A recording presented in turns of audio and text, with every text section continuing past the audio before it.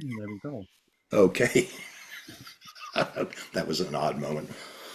Um, who am I serving?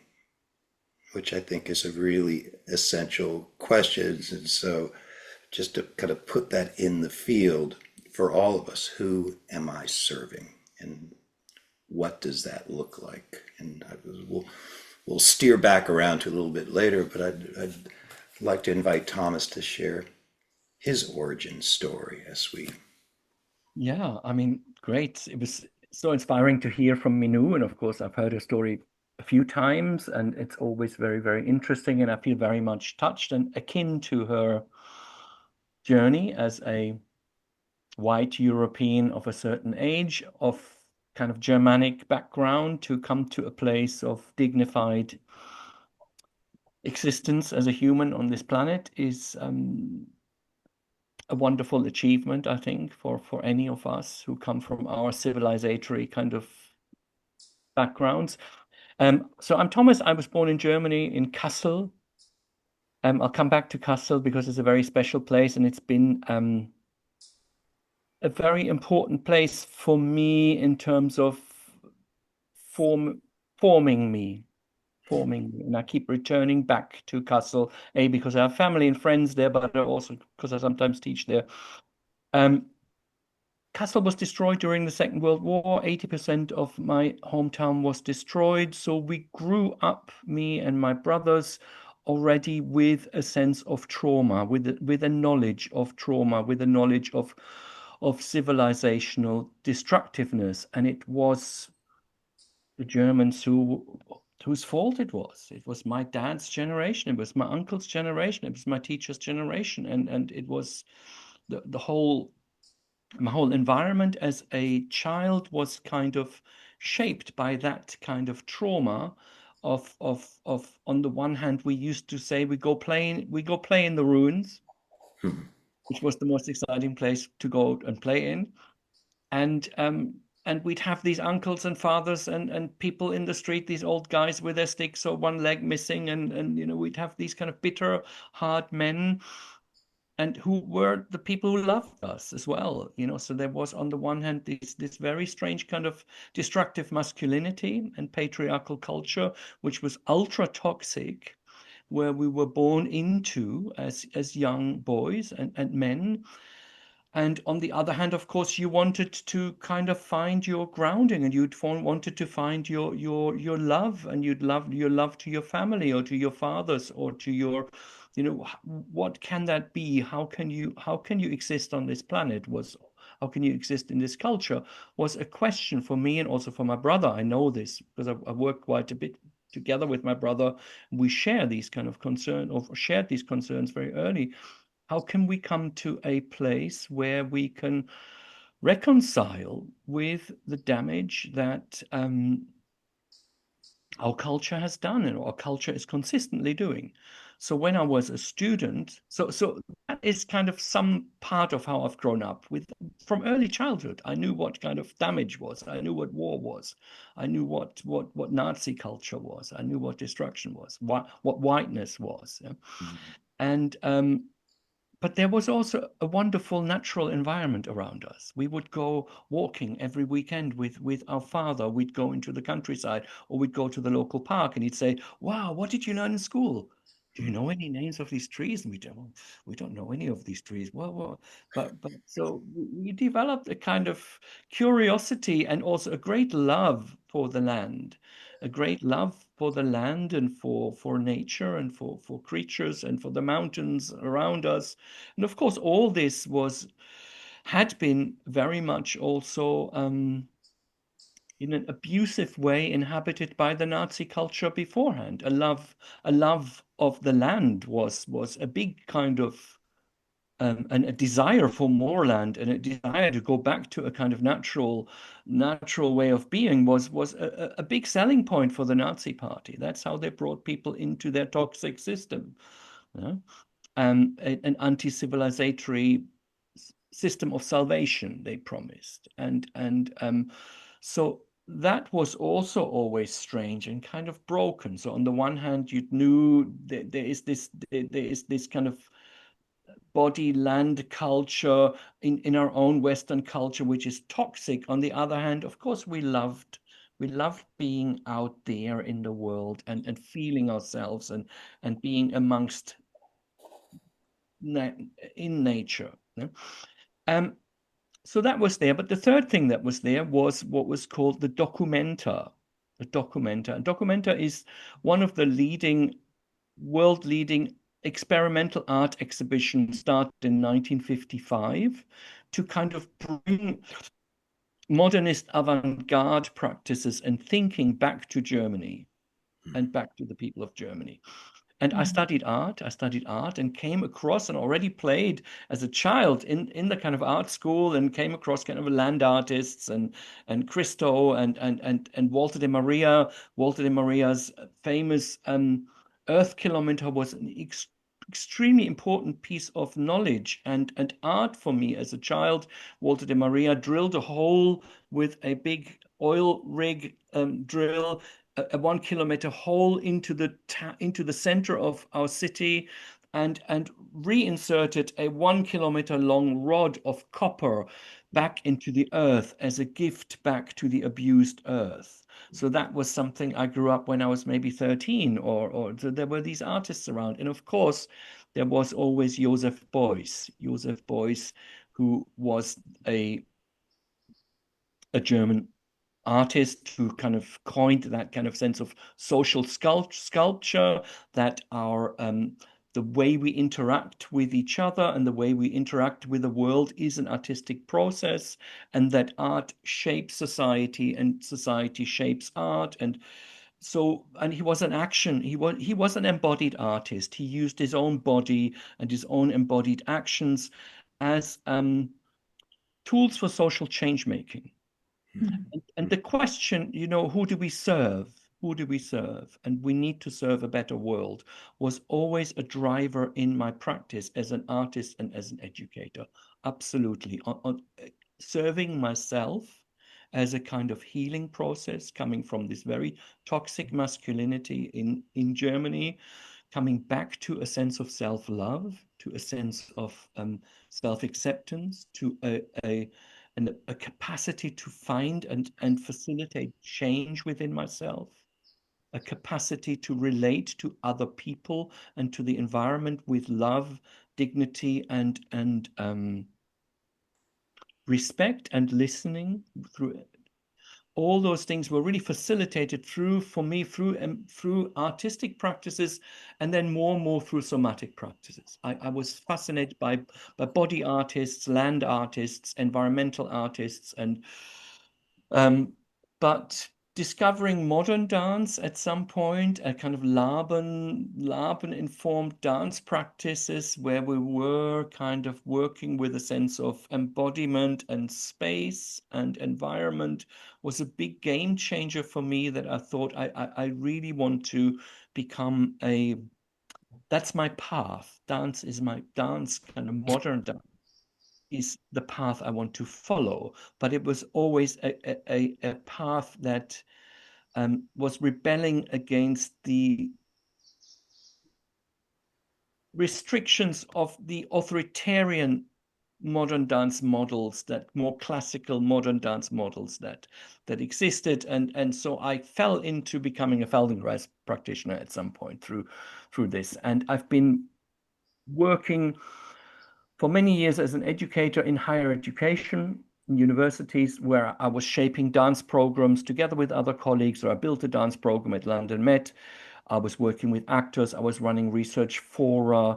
I always saw myself as a facilitator. And because I was working in institutions, I had to think about relevant ethics relevant ethics. Again, who do I serve? Why am I doing this? Are we creating a better world? Are we creating better conditions for expression and survival for a younger generation? So I always had to have a reflective hat on in my practice to think about, what's the meaning of this all? And just to conclude this, um, I did for 30 years, roughly, I worked with Holocaust survivors because from where I came from.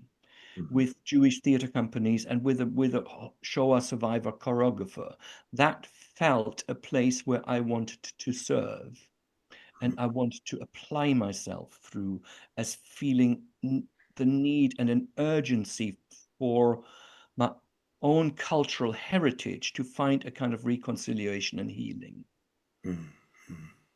And I feel that the same urgency and the same passion is there for me in attending to environmental issues and environmental crisis, because that for me is another Holocaust. That for me is another civilizational barbar the result of another civilization barbarism, as um, Theodor Adorno called it.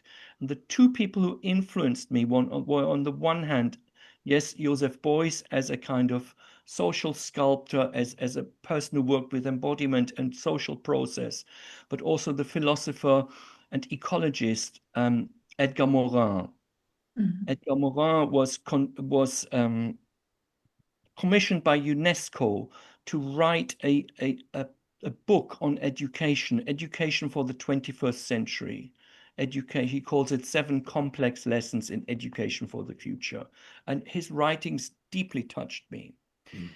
And so if the somatic practices that I've been engaging with have brought me back to a sense of organic self, being in the world, an organic being in a bigger world, a holotropic being in a holographic world, you know, a small part of a bigger. Um, Edgar Morin's work awoke in me something that he calls the responsibilities and the freedom of planetary citizenship. So where I think it's not enough for me just to be a better organism. It's not enough anymore for people just to feel themselves as better and more fluid and more organized organisms. We are also planetary citizens. We live in social structures, and we have the freedom now to be planetary citizens beyond nations, beyond race, cultures, with that and beyond that. But we also have responsibilities of attending to care for our planet. And that interests me mostly as a facilitator, an artist, an educator, or whatever that is, as a private citizen. So Hallelujah. I was surfing the waves with you, Thomas. It's like it's a lot and beautiful. And if you could put in the chat the name of the Yes. person you mentioned, because it's so much beautiful information. I'm struck by your origin story in terms of the trauma of place you grew up in and having that reflected to you. And I would say that very much in our work in somatic movement education and therapy is addressing not only the wounds to the body, whatever they are, because of course civilizational constructs have created a distancing from the body, a lot of rules around the body, the certainly the subjugation of the feminine principle. And so that a lot of what we're after is how do we heal those traumas in the body, individual body, in the collective body, and also in the earth body. They're all just kind of rippling around each other. And I come back to this wonderful title of a book about five element acupuncture by Diane Conley. And the title is All Sickness is Homesickness. And there really is something just in that image that we all know implicitly that whatever ails us very often is connected to that lack of connection to place and to place. And how do we create containers for the resurgence and the resurrection of place in ourselves and where we came from. And so Manu, I'm going to come back to Who are you serving? Hmm.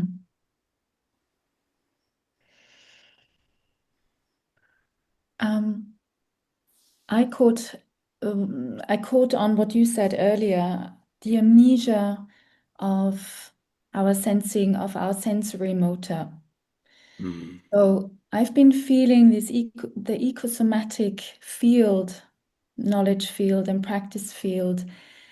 I have been feeling that rising for the past 10 years, mm, out of necessity and as a natural impulse to re-inhabit this while bringing connections to our larger body. Um,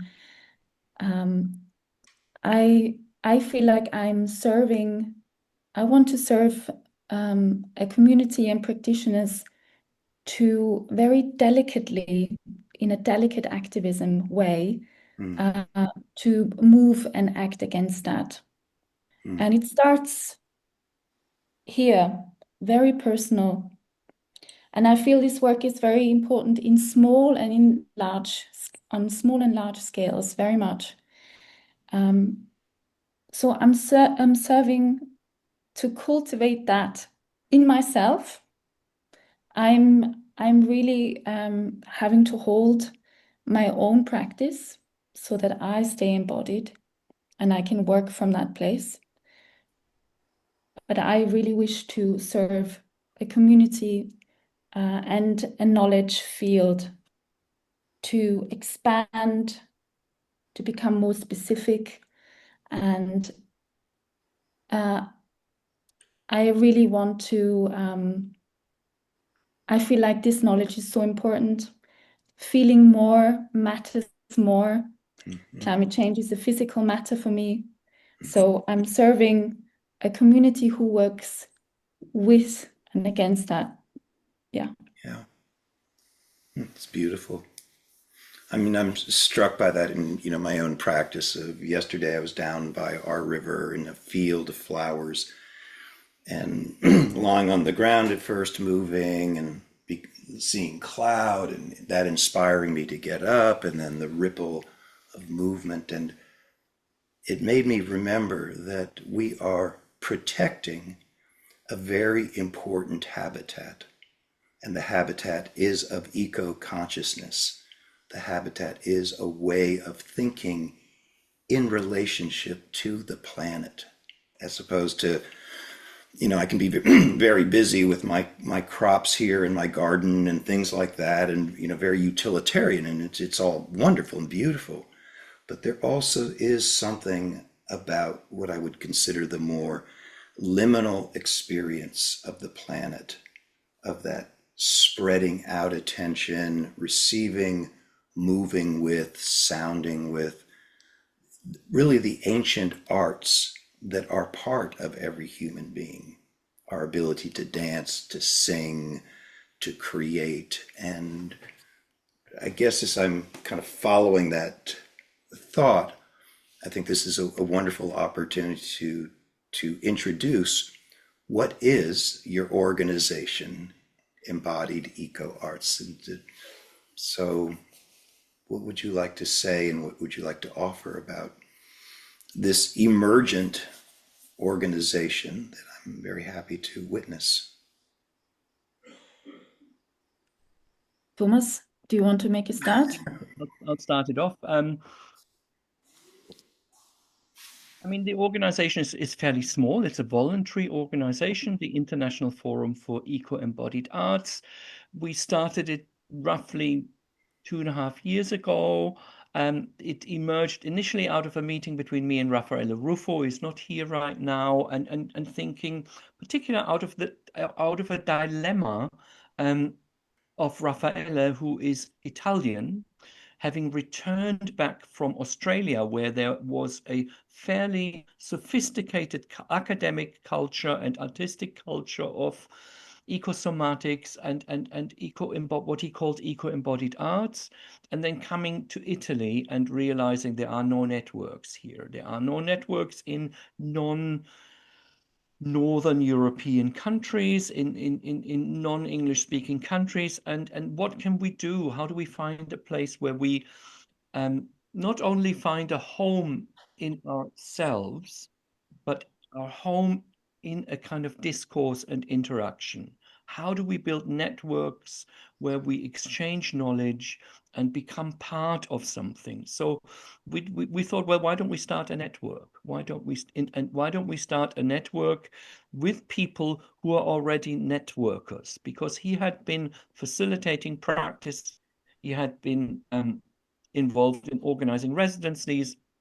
I had been involved in organizing research fora. I was very much interested in critical practice, critical somatics, and critical practice. So, really taking the space as an academic in universities to do things which are more marginal and not mainstream and not neoliberal, but actually things which put the spanner in the works and are kind of culture taking the space to be um, to working on a critical space. Let's call it that.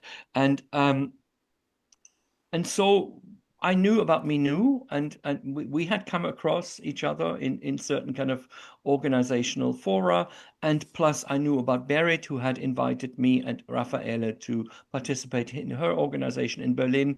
So we thought, why don't the four of us begin to team up and think about what could this be? What could this emergent forum be? And one of the things that was very important to us, that was that it was emergent and not immediately set in stone from um, as a kind of deductive way of working, that we already are end gaining, that we know where it's all going. How do we keep this an emergent and also a kind of horizontally led process? So how the first kind of thing we've done now, um, apart from running some small scale events, was to try to become a membership organization where we've developed a membership structure, and maybe Minu can come and fill that in, how we've been doing that and how our structure is developing. So we had a series of three public meetings with lots of interest, and in these three meetings we kind of excavated what everyone's wishes, needs were, and why they came to these meetings. So what would practitioners like to get out of a forum like this?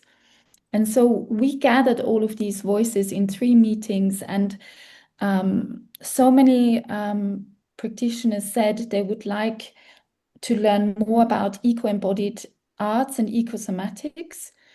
They would like to join a community of artists. They would like peer-to-peer learning and mentoring. They would like to be connected to like minds, to practitioners internationally, and they would like to expand their knowledge.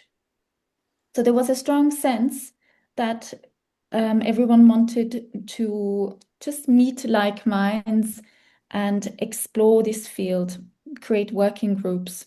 And so we, out of this, we developed a membership structure with 4 different memberships. We currently have 24 members and we are growing.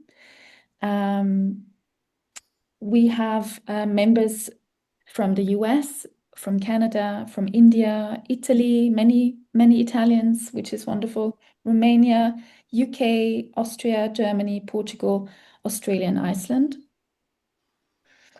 The memberships, we have a grassroots membership for everyone who would simply like to be plugged in to what IFEA is doing and what the members of IFEA are doing, receiving the newsletter, etc.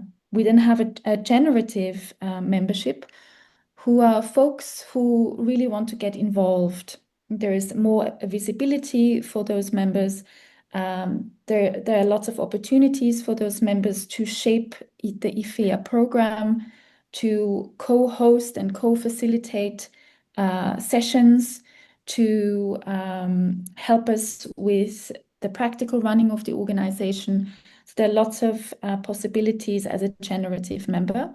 We meet with generative members and ambassadors once in every 2 months. Our third membership is ambassadors. So IFEA ambassadors are practitioners who work on other continents, for example, who facilitate their own regional and local community with their own practice, and who would like to connect that regional and local practice to a larger body. And we have the core members, which are currently just the four of us, but we also want to expand. And the core members are basically holding the running of the forum. We meet every month. Yeah. Our mission as this very early days organization, and we are running on no income, so we are all showing up for this voluntarily at the moment, is to be a forum for practitioners within ecosomatics, but also within the eco-embodied arts, so throwing it wider into art and creative practice. We want to be a forum for practitioners, for educators, for scholars, and artists. We want to build a community around the globe that is connected. We feel like we want to respond to a global ecological crisis with what we do. We want to activate, connect individuals as well as groups. And we want to widen the support, the access and participation in this field. And we want to really support exchange. It's about fostering dialogue between different disciplines. So earlier we talked about the beautiful multiplicity of eco-embodied arts and somatic disciplines. So we will have the challenge to negotiate that beautiful multiplicity. We feel like we really want to respond to also societal questions around inequality and access. Not everyone will have access to this work, so we want to widen access. And really, we want to strengthen practice, practitioners, and discourse. We have begun we're starting online sessions, a practical series of sessions, which is all about practice sharing, workshopping online. And we will have a discursive workshop online as well. And we are slowly moving into looking at in-person events as well. But things are moving slowly at the moment. We are a forum that is membership-led in many ways. So we are listening to the membership, and the membership can become active, propose activities, sessions. And Thomas, maybe you can fill in some of the other things. So what we did in our last few membership meetings is to kind of ask the questions: how can we move this forward? How can we now step into action? How can we step into action, into interaction? And the two things that came out were kind of the desire to share practice. So that we thought we're going to lead practice-led events, which also have a reflective part where we discuss and where we can talk and understand and try to contextualize what we're doing, particular with an interest of applied practice. Applied practice. For example, our Sicilian member Stefania Milazzo has proposed she would like to introduce how she works with children out in nature. So she's a biologist, a filmmaker, and works as a school teacher now in Catania. and she works a lot in kind of environmental context. I've done a lot of workshops with her and a whole group of people in the early 2000s. For 5 years, I used to go to different places in Sicily, and we did environmental somatic oriented kind of workshops, and she's taken that further and develops that with children now. So she wants to exchange or propose this kind of applied practice in exchange with other people who will propose how they're exploring the dissemination of the work in local communities. Um, and then, as Minu already said, we will also run. There was a desire also to come to terms with critical theory. How do we learn to talk about what we're doing? Mm. How do we learn to understand the mechanisms that led us where we are culturally? How do we understand the bigger toxic cultural picture, and how do we articulate pathways out of that? How do we not dream into practices of salvation, which promise salvation, but stay in the now and make change in the now and make change where we can make it. And so how do we bring theory and practice together, but also learn to kind of theorize? Really important. And then the other thing, what we're doing is we are running a practical event. Raffaella Ruffo is taking the lead on an event in Italy, which is called Genius Loci, the genius of the place, Mm.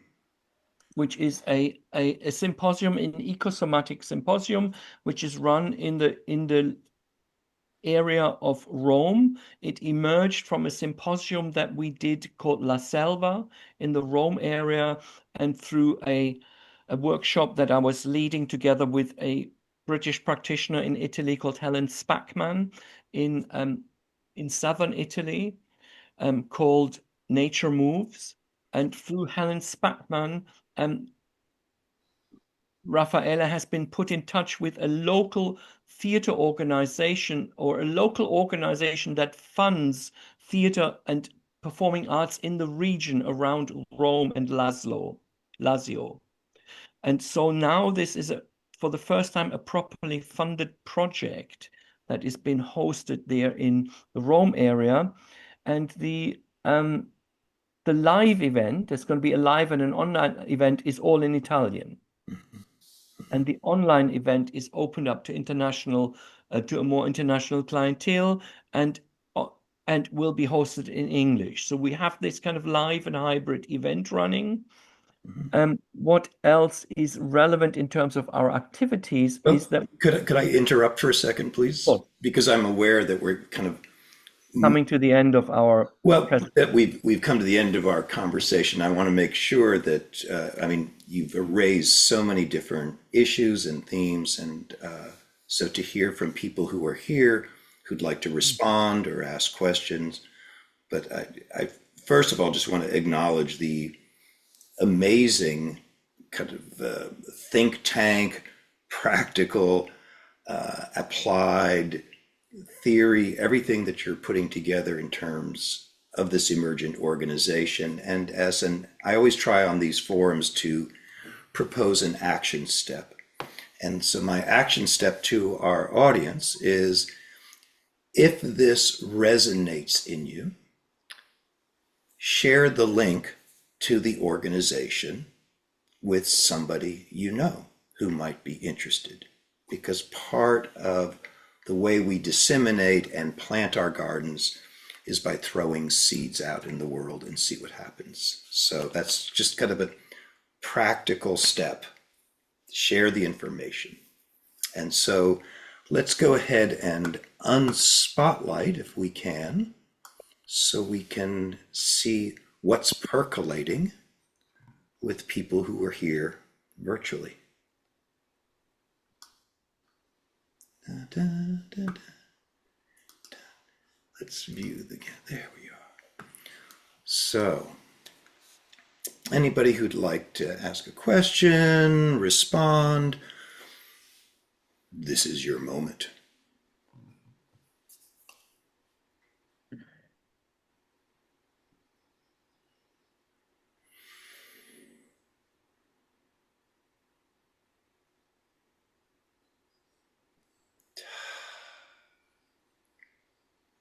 And meanwhile, enjoy your breath.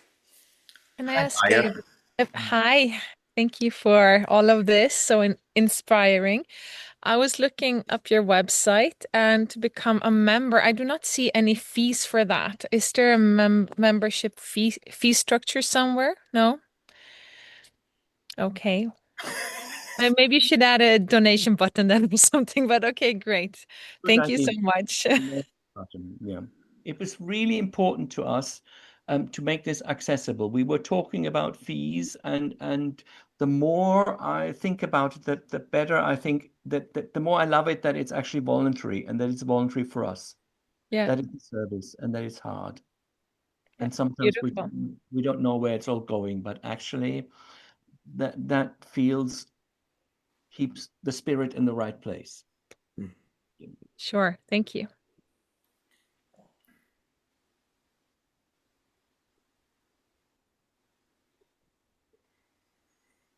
I feel a bit of overload. And I've been trying to copy links, but I'm sure you already said that there'd be a way for us to receive these links. But I was just madly writing things, copying things, putting them into emails to myself. But I'm just impressed and delighted to hear what's going on around the world. And I thank you, Jamie, for sending out that invitation. And I'm not sure what I can do. And I'm kind of sitting in my house practicing qigong with my master every day for the last 5 years. I'm not like out in the world very much, except that I'm doing one what I think of eco-friendly and eco-important. I'm trying to build up my confidence to do it, which is take a tree that fell down in my backyard about a year ago. And there's a Native American artist who told me he would carve the tree. I have to get a huge grant for it. And I wanted to be in a place in somewhere in the city of Madison or in Dane County where people can come and practice this little Qigong form I've been teaching since 1993. And it's about all the animals in the five animal play. And I'm trying to build my courage now at age 79 to kind of get it out there and make it happen. And so I came to this and I didn't know what to expect today. But I was a dancer. I wrote a grant for Jamie. He did this great residency at the local elementary school around the corner from me. And I know some of his work, his his incredible work with Anna Halpern and on his own. So before I die, whenever that's going to be, before I can't move anymore, I kind of want to do something and get it out there. And I'm not sure who in this group I should connect with. I don't know. Mm-hmm. So I put my email in the chat. I don't have a website anymore. I don't have a business site anymore. But there's something I know I want to leave before I move on. Thank you, Jerry. It's great to see you. And yeah, so please join IFIA. And for those of you, you can go up to the top of the chat and there's three dots. And if you click the three dots, you'll notice it can save the chat. So all of those resources that are there, and you can do that when we end our call, because of course more people will probably add a few more resources, but that's how you can save the chat. I just did that. Thank you, Jamie. I'm losing my voice. Uh, so beautiful. I love your project, Jerry. And anybody else, feel free just to unmute and jump in.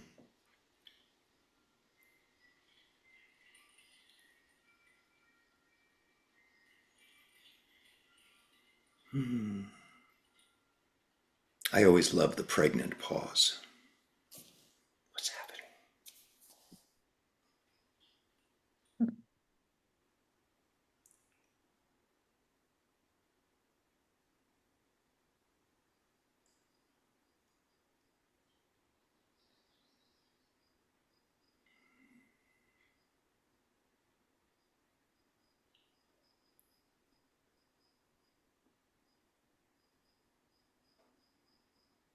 Hey, I'll say something.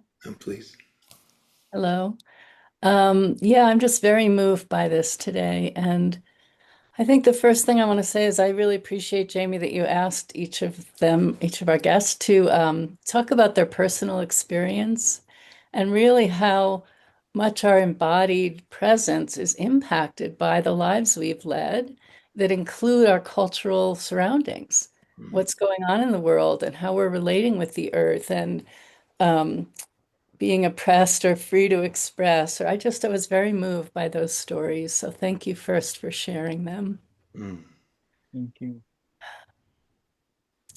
And I think the other thing that's still resonating with me is the word that was spoken, I think Manu said about somatic intelligence or body intelligence. And what is it to be intelligent in a relevant way in these times? Um, Many of you might know I work in education also. And one of the things I wrote about in my book is that term somatic intelligence and what might that mean. At this point, I was saying it's, our own embodied knowing as well as sort of a cultural awareness. So can we have a broader view of what it is to be embodied? So anyway, I just feel that was spoken about in so many ways and appreciate this forum to come together and think more deeply about this because it just seems the times are going to get more challenging with our planet and with relating with each other and how important this could be that we grow up with this kind of education that's so much broader. So that's what's floating around for me right now. Thank you. Mm.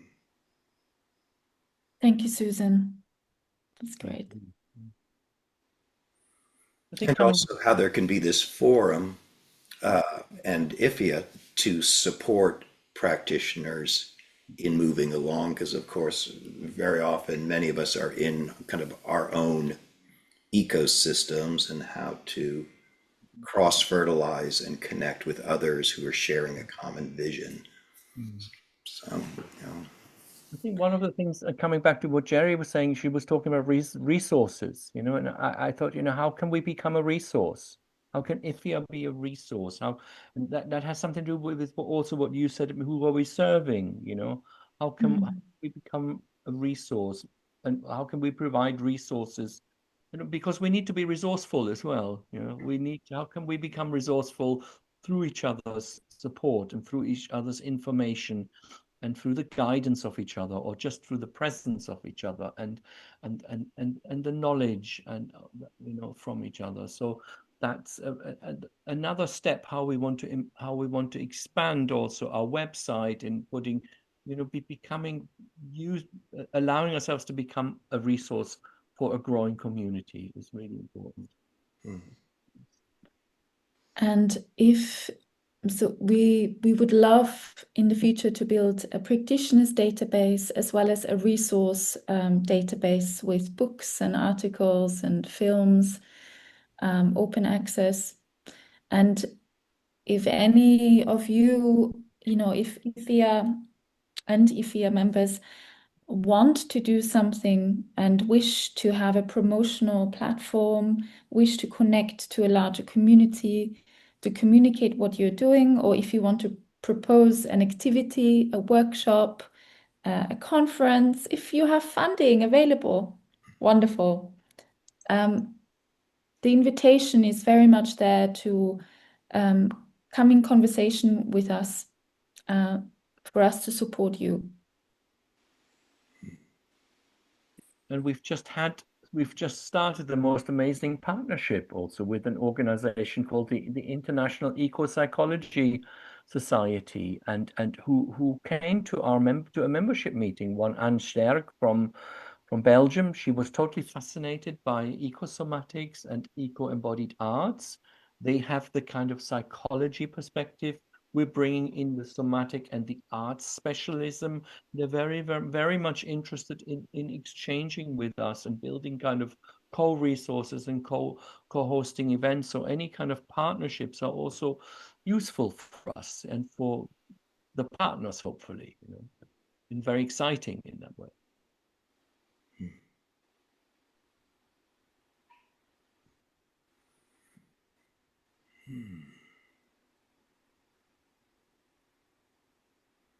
Come on back. Come on back, Maya.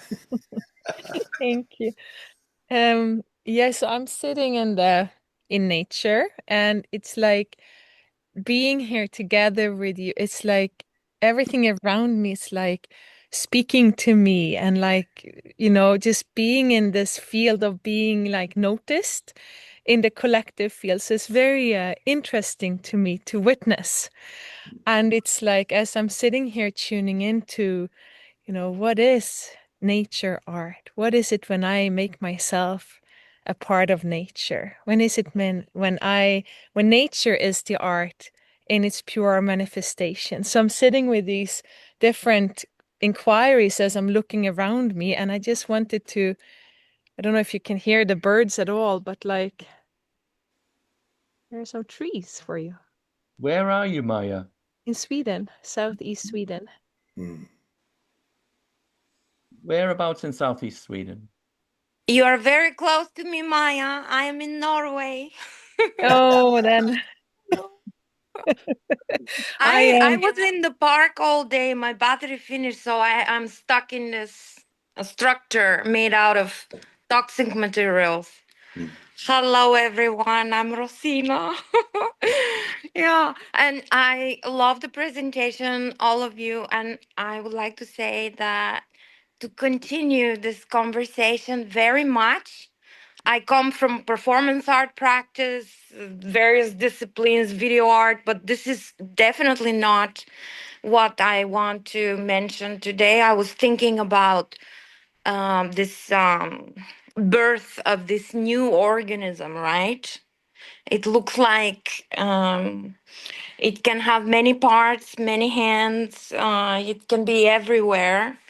And and I find myself very connected to nature. I have stopped making art. There is no documentation anymore apart from some files of different birds. And yes, and I have, like you, merged with the trunk of the trees and just wetting myself into the grass as much as I can, and just kind of enjoyed. Sometimes I wish, I wish I am a lichen and I want to be a squirrel. This is what I want to share with you guys. Yes, I want to become, to be it, to to to just kind of dissolve into its consciousness. I mean, nature and the air, everything around. Yeah. Thank you, Rosina. Yeah. Thank you.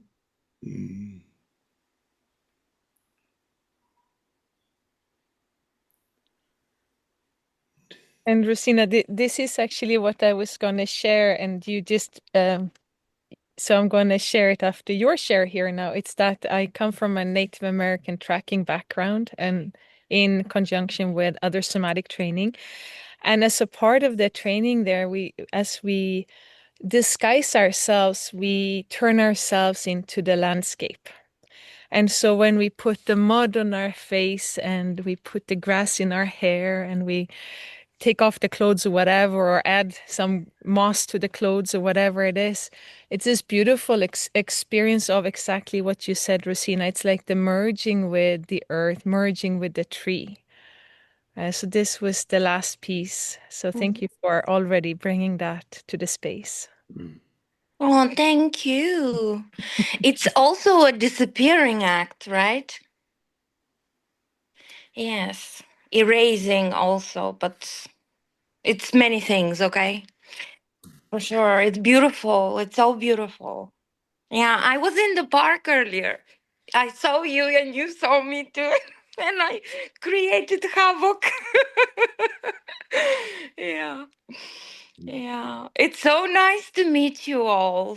Yeah, I'm completely isolated, stopped making art, even though my art was also about breeding, about riots, about protests, about a lot of things, about moaning together with strong women, about trauma, about safety, about making holes, touching holes, all over the place. And now I just kind of like, I don't know, I don't have any community, no no one to exchange ideas with, but that does not mean that the birds, my cats, and the leaves are not enough. But I'm just kind of without humanoids, as I call them, not much humans around me, and it's always nice to see other beautiful minds. I just found this meta online and I just jumped in. Yeah, yeah. Well, welcome, welcome, and I hope you also check out the IFIA website, because I think you'll find a supportive community in their emergent organization. So, yeah, it's the beauty of our networking virtually, that we have access to all these riches. Anybody else before we close today?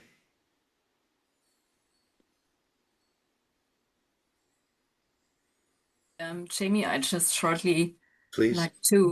um, like to share that one of the words that really struck with me, that came in you were talking about it, Thomas were talking about it, and Minu, is just the word interaction.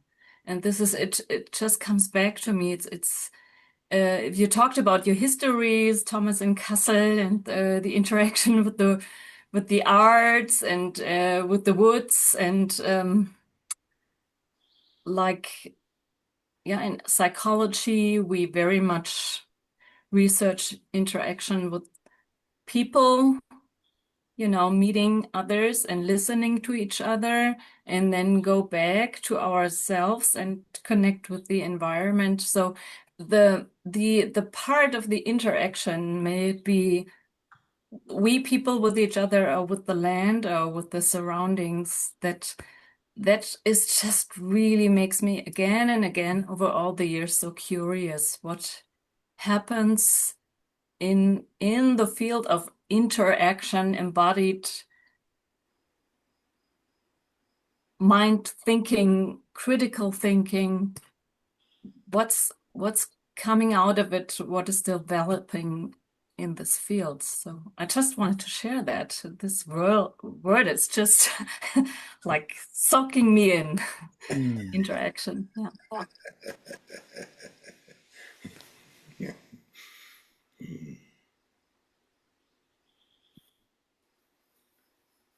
I've just spent the last 3 days in a Feldenkrais training just to kind of hone my skills again of attending and of being with, and through touch and what we call the whole self. I mean, this is all jargon, but I don't like it. But just being present through touch and through visuality. And I come from a visual art background, so I work a lot also through seeing and the power of observation and power of listening, but also the power of touch and just this being with, as you said, the interaction or the um, maybe, yeah, interacting, being relational and being with, and cultivating that, and being suddenly surrounded by 40 people who are quietly engaging and being part of a culture, of a somatic culture of, as Thomas Hanna said, somatic cultures are cultures of self-sensing, and what are ecosomatic cultures, being part of people who make the effort or develop a sense of culture of opening out to the world and relating and being in interaction. And it's so wonderful. It's so important to be part of a culture that allows us to become attuned to these kind of things. This is very difficult to do this on our own, which is why a forum like IFIA was for us something really important, even to have the conversations, to have the reminders, and sometimes with some practice exchanges, to be connected and to relate. And I feel like we are holding space for each other.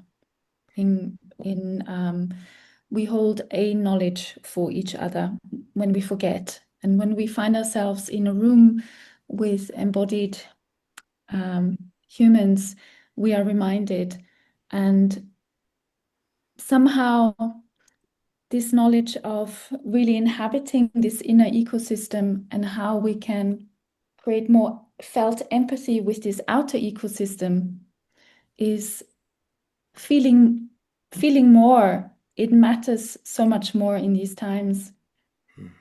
And it's a deeply connecting practice and a very delicate form of activism, I feel. Yeah.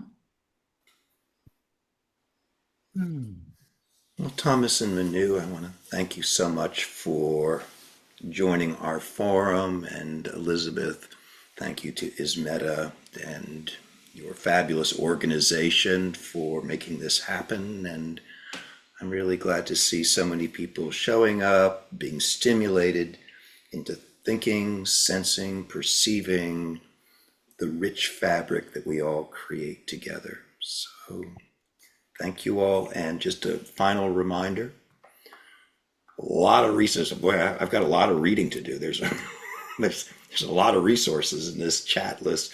So go to the top, the 3 dots, click on the dots, save the chat, and it's yours. Thank you so much. Take care, everybody. Thank you so much. Bye-bye.